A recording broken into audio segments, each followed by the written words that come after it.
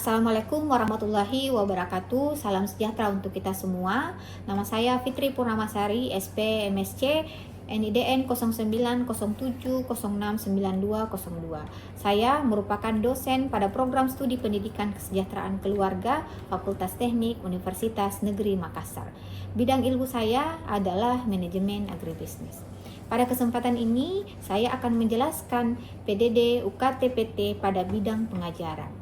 Saya akan menjelaskan salah satu mata kuliah, yaitu mata kuliah kewirausahaan yang merupakan mata kuliah wajib dengan bobot 3 SKS yang terdapat pada semester 3. Adapun capaian pembelajaran pada mata kuliah ini, yang pertama, mahasiswa mampu mendeskripsikan pentingnya kewirausahaan dan spirit kewirausahaan. Yang kedua, mahasiswa mampu mendeskripsikan karakter wirausaha. Yang ketiga, mahasiswa mampu membuat rencana bisnis. Yang keempat, mahasiswa mampu mendeskripsikan karakteristik produksi dan teknologi. Yang kelima, mahasiswa terampil membuat branding. Yang keenam, mahasiswa mampu mendeskripsikan konsep penjualan dan pemasaran. Yang ketujuh, mahasiswa mampu mengelola keuangan. Yang kedelapan, mahasiswa menguasai pengelolaan sumber daya manusia. Dan yang kesembilan, mahasiswa mampu melakukan pameran produk bisnis. Materi pembelajaran pada mata kuliah kewirausahaan yang pertama, menjadi wirausaha. Yang kedua, karakter wirausaha. Yang ketiga, ide dan rencana bisnis. Yang keempat, produksi dan teknologi. Yang kelima, branding. Yang keenam, pemasaran. Yang ketujuh, manajemen keuangan. Yang kedelapan, pengelolaan sumber daya manusia. Dan yang kesembilan, pameran produk bisnis. Model pembelajaran yang digunakan dalam mata kuliah ini yakni blended learning, di mana mata kuliah ini akan menggabungkan proses pembelajaran secara tatap muka 70% dan 30% asinkronus menggunakan LMS, yaitu SangOke dari Universitas Negeri Makassar. Metode pembelajaran menggunakan project based learning yang terdiri dari ceramah, diskusi dan tanya jawab, demonstrasi, dan praktek. Pada hari ini, saya juga akan menyampaikan tentang teknik pengajaran saya menggunakan metode DIA, yaitu Delivery, Interaction, dan Assessment. Yang pertama, pada aspek delivery, teknik pembelajaran yang saya lakukan adalah dengan metode ceramah, presentasi, serta pembelajaran tatap muka dengan tujuan untuk memastikan bahwa materi yang disampaikan dapat dipahami oleh mahasiswa secara efektif. Yang kedua, pada aspek interaktif, teknik pembelajaran yang saya gunakan adalah menekankan interaksi kepada mahasiswa melalui forum diskusi dan tanya jawab, baik secara individu maupun kelompok, dengan tujuan mahasiswa dapat berpartisipasi aktif dalam proses pembelajaran serta dapat saling berbagi pengalaman dan pengetahuan. Pada aspek asesmen, teknik pembelajaran yang saya gunakan adalah dengan memberikan tugas, kuis, dan ujian. Hal ini bertujuan untuk menilai sejauh mana mahasiswa telah memahami materi pembelajaran yang telah diberikan. Untuk sistem penilaian meliputi afektif dari sikap dan kehadiran selama proses perkuliahan 10%, tugas 25%, kuis 10%, ujian tengah semester 25%, dan ujian akhir semester 30%. Selanjutnya, mohon izin menampilkan video pembelajaran mata kuliah kewirausahaan dengan metode tatap muka atau luring. Mari kita simak bersama dan selamat menyaksikan.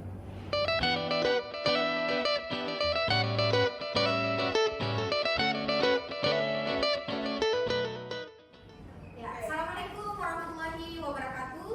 Waalaikumsalam warahmatullahi wabarakatuh. Ya, puji syukur kita panjatkan kepada Allah Subhanahu wa taala karena pada hari ini alhamdulillah kita diberikan kesehatan dan kesempatan sehingga bisa ikut dalam proses perkuliahan pada hari ini. Ya, jadi bagaimana kabarnya semuanya? Sehat ya? Alhamdulillah. Ya, sebelum kita mulai untuk materi kita pada hari ini, mungkin ada baiknya kalau kita berdoa dulu ya. Ini kita berdoa dulu sesuai dengan tema. Berdoa.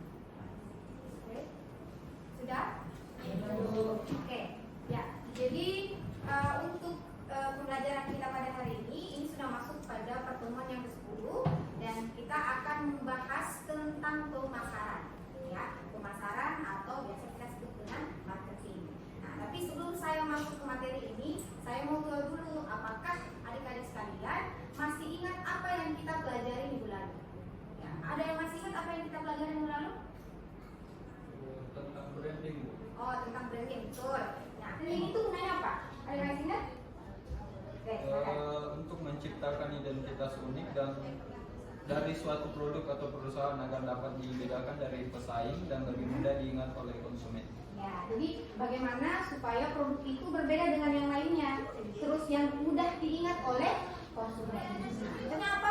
Yang saya contohkan minggu lalu.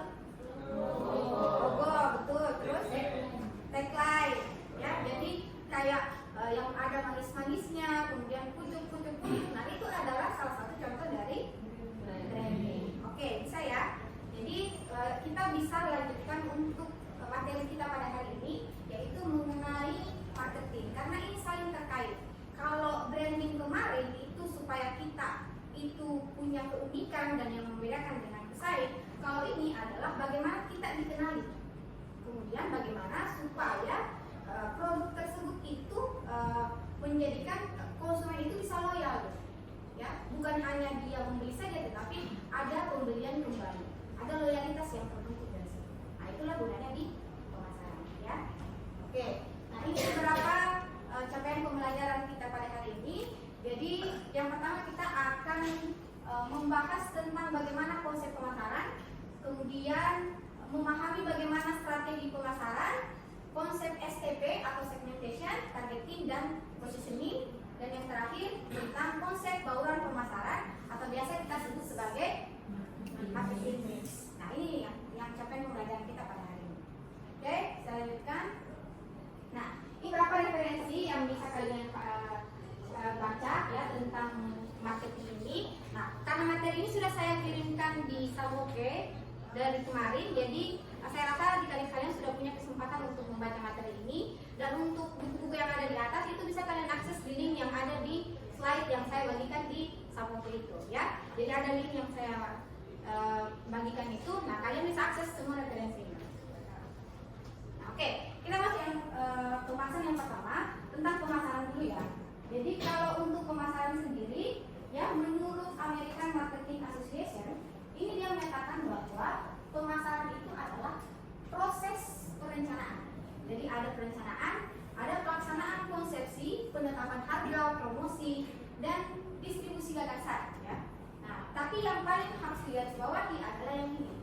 Jadi ada pertukaran yang ada di dalam perusahaan. Tapi ya ada banyak proses sehingga sampai ke tahap pertukaran yang tujuannya adalah untuk memuaskan konsumen, baik itu konsumen perorangan ataupun konsumen mungkin dalam organisasi atau kelompok-kelompok tertentu. Nah, itu menurut American Marketing Association. Kemudian yang kedua, menurut Kotler, sebenarnya hampir sama sebenarnya ya. Nah, di sini ada proses sosial yang di dalamnya sama, ada individu, ada kelompok, ya, yang mereka ingin mendapatkan apanya? Kebutuhan dan keinginan. Karena biasanya orang itu membeli atau membutuhkan di pemasaran itu biasanya berawal dari itu. Apa yang mereka dibutuhkan, apa yang mereka inginkan. Nah, kemudian dari apa yang mereka butuhkan dan inginkan ini, maka kita sebagai produsen akan menciptakan atau menawarkan sesuatu. Nah, sehingga akan ada pertukaran produk yang bernilai dengan pihak lainnya. Ya, jadi kurang lebih seperti ini ya kalau kita berbicara tentang pemasaran. Ya, bisa dipahami seperti ini. Nah, ini beberapa strategi pemasaran. Nah, strategi pemasaran yang di atas itu untuk meningkatkan penjualan. Jadi ini strategi pemasaran yang memang bertujuan untuk meningkatkan penjualan. Yang pertama ada apa ini? Strategi penetrasi pasar. Strategi penetrasi pasar ini dia ingin meningkatkan penjualan dari produk yang sama. Jadi produk yang sama, tapi istilahnya adalah produknya ini sudah lama. Oh, produknya sudah lama, tapi dia mau meningkatkan penjualannya, gitu. Tapi pada pasar yang sama juga. Nah, contohnya adalah yang misalnya konveksi, usaha konveksi, pakaian misalnya. Dulu orang sukanya pakaian yang polos. Kalau sekarang yang tren apa? Yang dibordir, makanya sekarang banyak tuh meja yang kemudian yang awalnya dia polos-polos saja, ada bordiran yang diberikan ya. Nah, ini salah satu contoh dari strategi penetrasi pasar. Jadi barang yang sama, yang lama sudah mungkin tidak lagi dilirik oleh konsumen, akhirnya diberikan inovasi tertentu, akhirnya dibeli kembali dengan pasar yang sama. Nah, kemudian ini yang pertama ya. Kemudian yang kedua, strategi pengembangan pasar. Nah, berbeda dengan yang tadi, kalau ini kita ingin meningkatkan pasar kita,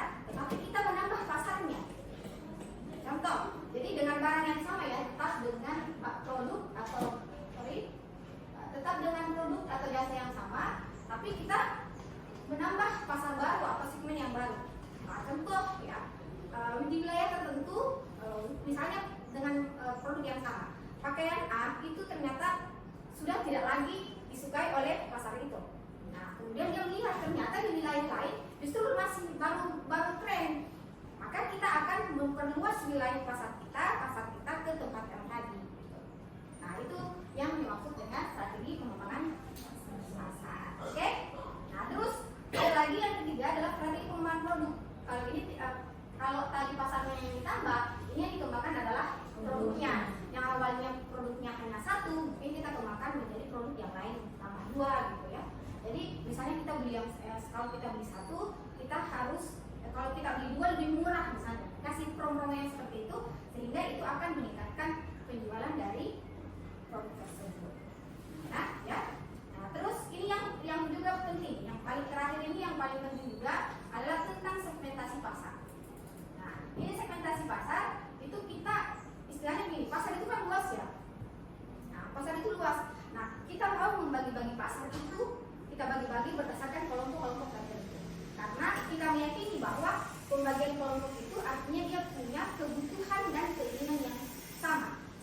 Kalau dia kelompok ini, ya kita ibaratkan bahwa mereka sudah punya kebutuhan dan keinginan yang sama. Ini nanti ini akan berhubungan dengan slide selanjutnya ya. Jadi kalau di pemasaran itu kan juga ada istilah namanya STP. STP itu segmentation, kemudian positioning dan targeting dan positioning ya. Jadi yang tadi saya bilang segmentasi. Jadi kita bagi ke dalam kelompok-kelompok tertentu. Misalnya ya. Jadi kan kalau di segmentasi pasar itu ada 4 dasarnya. Yang pertama adalah segmentasi berdasarkan geografi. Nah, kalau saya bicara geografi yang di pikiran kalian yang bagaimana itu? Wilayah. Betul. Wilayah itu misalnya bagaimana? Kota dengan desa itu biasanya punya kebutuhan dan keinginan yang berbeda ya. Kalau orang kota mungkin yang sukanya yang mudah, ya, yang tidak membutuhkan banyak waktu dan sebagainya. Nah, terus kalau yang desa tidak, karena mereka biasanya bukan orang-orang yang sibuk, ya gitu ya. Nah, itu perbedaannya. Biasanya kalau kita mendapatkan sesuatu, mau itu makanan, berarti harus yang tahu bahwa saya targetnya orang kota, saya targetnya orang-orang yang tinggal di desa. Itu karena punya kebutuhan dan keinginan yang itu salah satu contohnya. Terus ada juga istilahnya segmentasi berdasarkan demografi. Demografi ada yang tahu demografi itu apa? Apa? Kependudukan. Jadi ingat saja itu kalau demografi itu yang ada di KTP ku. Nah, ini di KTP itu ada saja itu yang ada. Nah, ada usia, ada apa nih pekerjaan, ya jenis kelaminnya apa. Laki-laki dan perempuan sama enggak? Kebutuhannya beda ya. Nah, kemeja saja, walaupun kemeja ya, kemeja perempuan dan laki-laki itu pasti berbeda. Laki-laki celana juga seperti itu.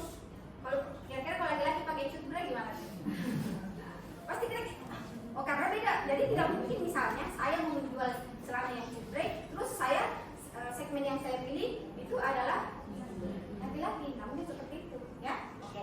Nah, itu ada juga berdasarkan dari perilaku. Kemudian kalau yang perilaku misalnya dia apakah orang yang loyal atau tidak. Terus ada juga yang dipilih berdasarkan dari psikografisnya, apakah dari kelas menengah atau gaya hidupnya seperti apa dan sebagainya. Nah, itu segmentasi pasar. Nah, dari beberapa segmen itu kemudian akan kita pilih 1 atau 2 yang akan kita jadikan sebagai target pasar. Jadi dari segmen itu kita pilih bisa 1, bisa 2 dan sebagainya. Ya. Nah, jadi kita pilih 1 atau lebih dari itu. Kemudian kalau untuk positioning ini adalah bagaimana kita ingin dikenali oleh konsumen. Nah, kita mau dikenali sebagai apa? Produk yang mahal, atau produk yang murah, atau produk yang sehat dan sebagainya. Produk yang praktis. Nah, itu. Jadi kita upaya untuk mengkomunikasikan produk itu supaya kita ada tinggal di benak konsumen. Ya, jadi kita mau dikenal seperti apa? Itu namanya positioning. Jadi itulah segmentasi, targeting dan positioning. Oke. Nah, terus yang terakhir ini tentang bauran pemasaran. Nah, di bauran di strategi pemasaran ini yang paling sering mungkin kalian dengar ya. Ada istilah 4P. Nah, 4P itu apa saja? Produk, kemudian price, tool, place, kemudian satu lagi promotion. Ya, 4P ini yang paling sering. Jadi di 4P ini di bauran pemasaran itu biasanya 4, tapi walaupun ada 7, tapi ini yang paling umum digunakan. 4P ini di strategi pemasaran. Yang pertama kita bicara tentang produk dulu. Nah, produk itu juga. Jadi kalau produk sendiri itu ada siklus-siklusnya, gitu ya. Jadi mulai dia bertumbuh, kemudian mulai dia diperkenalkan ya. Jadi dia diperkenalkan dulu, kemudian dia mulai bertumbuh, kemudian dia sampai ke kematangan, kemudian dia akhirnya menurun. Ya.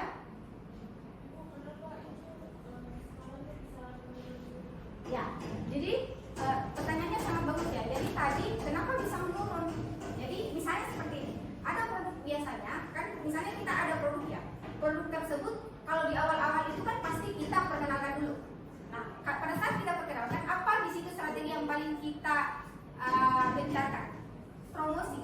Nah, kalau dia sudah dipromosikan, akhirnya dia akan penjualan akan naik. Penjualan akan naik, kemudian dia akan dikenali sampai akhirnya dia sampai ke kematangan. Tetapi ketika dia sudah sampai di atas, itu biasanya akan muncul pesaing-pesaing yang baru. Nah, kalau muncul pesaing-pesaing baru, kita tidak ada misalnya tidak ada inovasi atau apapun, maka dia pasti akan mengalami titik jenuh dan dia akan turun di sini. Jadi ketika dia akan turun begini, nah ini makanya siklusnya itu seperti ini. Dari yang awalnya diperkenalkan sampai akhirnya mungkin akan ditaruh di pasar.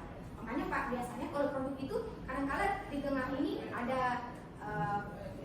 inovasi, misalnya diganti kemasannya atau ditambah itu yang biasanya tertulis dari 10% dan sebagainya. Ya karena dia sudah merasa bahwa mungkin ini pasarnya sudah jenuh. Maka produknya ada, karena ini ada namanya siklus produk itu. Ya, oke? Bisa? Nah, ini baru yang pertama, P yang pertama. P yang kedua adalah price. Ya. Di price ini kan ada harga. Ini adalah hal yang sensitif. Sensitif ya, sensitif. Nah, kalau kita mau menentukan harga itu ada beberapa strategi yang bisa digunakan. Biasanya dipakai oleh perusahaan atau usaha-usaha tertentu. Jadi ada yang cost based pricing, atau kita menentukan harga berdasarkan dari berapa sih biaya yang saya keluarkan. Saya keluarkan berapa biaya yang dikeluarkan, kemudian saya mau mengambil margin keuntungannya berapa. Oh, saya mau keuntungannya 100% saya. Nah, itu kita bisa naik up kan. Kita saya ternyata 10.000 itu adalah cost saya. Nah, saya mau untung 100%, berarti saya harus jual di angka 20.000. Nah, seperti itu. Nah, berarti kita menentukan harga berdasarkan dari cost-nya. Oke? Ya, jadi ini ya cost, tapi ini yang sering digunakan ya, apalagi untuk usaha-usaha yang masih baru. Terus yang kedua adalah value. Value ini adalah nilai. Nilai apa yang ingin kita atau nilai apa yang kita tawarkan kepada konsumen. Oh, ini adalah produk apa? Produk apa sih kegunaan yang kita tawarkan? Atau kita itu punya nilai seperti apa, kegunaan seperti apa? Oh, ini berguna untuk misalnya mencerahkan dan sebagainya. Ya. Terus ini gunanya adalah untuk melangsingkan dan sebagainya. Nah, kita bisa menentukan harga karena kita punya nilai-nilai tertentu yang kita tawarkan kepada mereka. Bukan hanya berpatokan pada price-nya atau cost-nya saja. Oke, cost-nya segini, tapi kita menawarkan ada solusi tertentu yang ditawarkan kepada dia, sehingga kita bisa up, tidak hanya berpatokan pada cost, karena kita ada value yang kita tawarkan. Makanya, atau kalau dia terkenal dengan produk yang mewah dan sebagainya, wah, eksklusif dan sebagainya, berarti ada value yang kita tawarkan kepada mereka. Jadi tidak terlalu berpatokan hanya pada cost saja. Oke? Nah, terus competition based pricing. Nah, ini kita lihat dari harga pesaing. Oh, harga pesaing berapa? Kalau kita mau jual ayam geprek, ayam geprek di pasar berapa ya? 15.000. Kalau misalnya saya jual di wilayah segitu, terus saya jual 30.000, kira-kira bagaimana? Terlalu jauh dari range harga yang ada di pasar. Nah, gitu ya. Nah, kecuali kita mainnya di value, boleh. Oh, apa yang saya tawarkan yang lebih? Gitu ya. Nah, itu bisa tuh. Saya organik dan sebagainya, boleh. Mungkin bisa karena dia ada value-nya yang ditawarkan. Nah, bisa ya. Jadi begitu ya, dari cara untuk menentukan price atau harga dari produk kita. Ini yang ketiga. Yang ketiga adalah place. Nah, place ini berhubungan dengan distribusinya sebenarnya. Jadi kan kalau bagaimana produk itu sampai ke tangan konsumen. Nah, ini kan ada 4 salurannya. Semakin panjang salurannya itu, maka dia akan semakin mahal. Ya karena dia melalui banyak ini, ya banyak saluran. Misalnya dari produk ke pengecer, kalau pengecer ke konsumen, beda dengan kalau dari produsen ke konsumen. Semakin panjang maka dia biasanya harganya akan semakin mahal. Ya, itu kalau untuk place.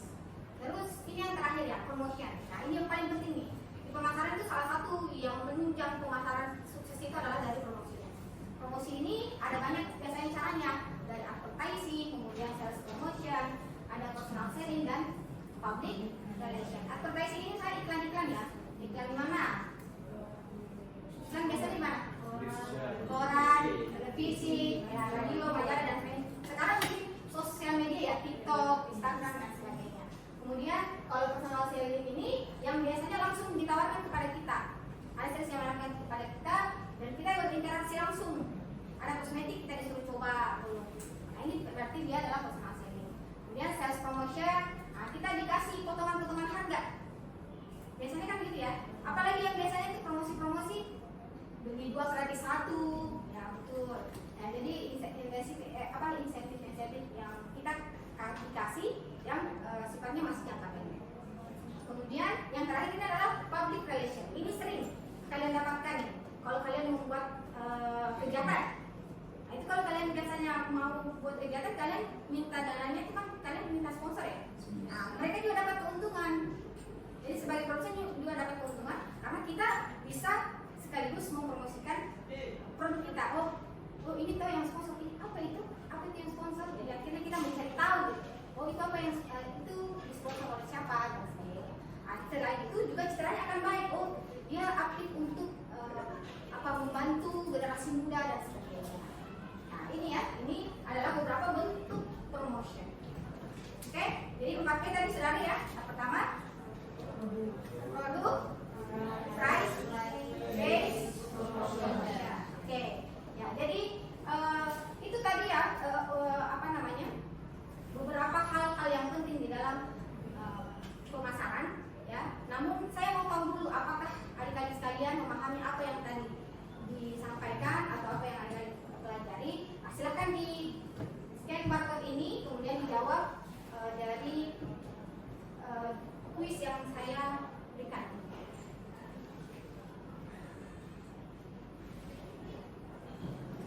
Ya, silakan langsung dijawab.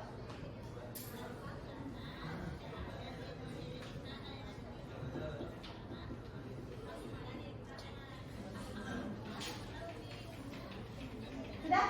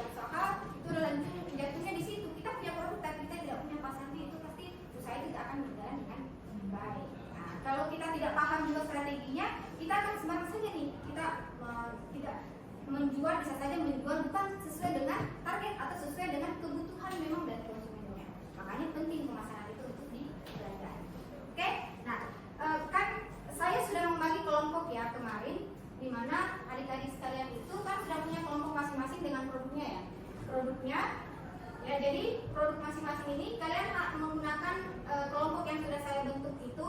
Kalian sudah punya produk masing-masing, itu kalian diskusikan yang mana strategi bauran pemasaran kalian sesuai dengan ide bisnis tadi. Ya, kalian buat strateginya yang 4P itu saja. Ya, kemudian minggu depan masing-masing kelompok akan mempresentasikan. Ya, oke? Ada lagi pertanyaan? Ada? Oke, jadi saya rasa cukup ya untuk hari ini. Semoga apa yang kita pelajari semuanya bisa bermanfaat untuk kita semua, dan semoga kita semua dalam keadaan yang sehat, dan minggu depan bisa ketemu lagi ya di jam yang sama seperti hari ini. Dan untuk hari ini saya rasa cukup. Sekian, assalamualaikum warahmatullahi wabarakatuh. Waalaikumsalam warahmatullahi wabarakatuh. Ya, terima kasih.